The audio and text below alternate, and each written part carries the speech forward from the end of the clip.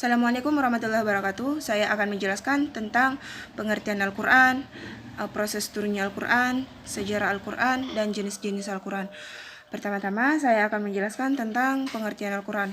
Nah, Al-Quran secara bahasa berarti yang dibaca atau bacaan. Menurut istilah, Al-Quran adalah wahyu atau kalam Allah yang diturunkan kepada Nabi Muhammad SAW melalui perantara malaikat Jibril sebagai pedoman atau petunjuk manusia untuk menjalani kehidupan di dunia ini. Membaca Al-Quran merupakan ibadah kepada Allah Subhanahu wa Ta'ala. Al-Quran sebagai kitab terakhir yang diturunkan oleh Allah Subhanahu wa Ta'ala yang dimaksudkan untuk menjadi petunjuk bagi orang-orang yang beriman serta bertakwa kepada Allah Subhanahu wa Ta'ala. Al-Quran diturunkan secara mutawatir atau secara berangsur-angsur. Nah, apa itu mutawatir? Mutawatir adalah diterima atau diriwayatkan banyak orang dan mereka mustahil untuk berdusta. Proses turunnya Al-Quran. Proses turunnya Al-Quran itu disebut sebagai nuzulul Quran, yang merupakan peristiwa diturunkannya wahyu Allah Subhanahu wa Ta'ala kepada Nabi Muhammad SAW. Nuzulul Quran sendiri terjadi pada tanggal 17 Ramadan di Gua Hira pada tahun ke-41 dari kelahiran Nabi Muhammad SAW. Proses turunnya Al-Quran ini terjadi selama 22 tahun, 2 bulan, 22 hari secara berangsur-angsur. Sejarah Al-Quran.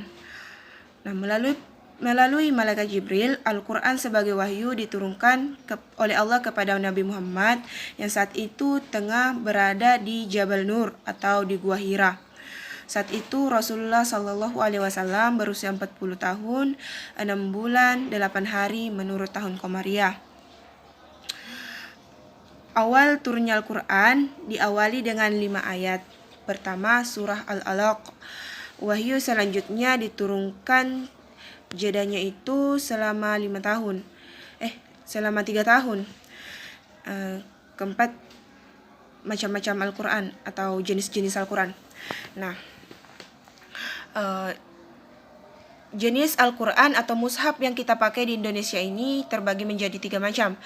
Ada yang namanya mushaf Utsmani, mushaf Bahriyah, dan mushaf Braille. Mushaf Utsmani itu kayak mushaf yang orang muslim pakai secara umum. Kedua itu mushaf Bahriyah. Mushaf ini dipakai kebanyakan para hafiz Quran atau para penghafal Quran.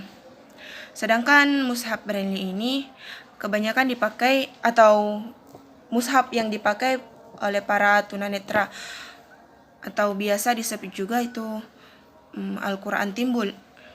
Nah, sekian dari saya. Kurang lebihnya mohon dimaafkan. Billahi taufiq wal hidayah. Assalamualaikum warahmatullahi wabarakatuh.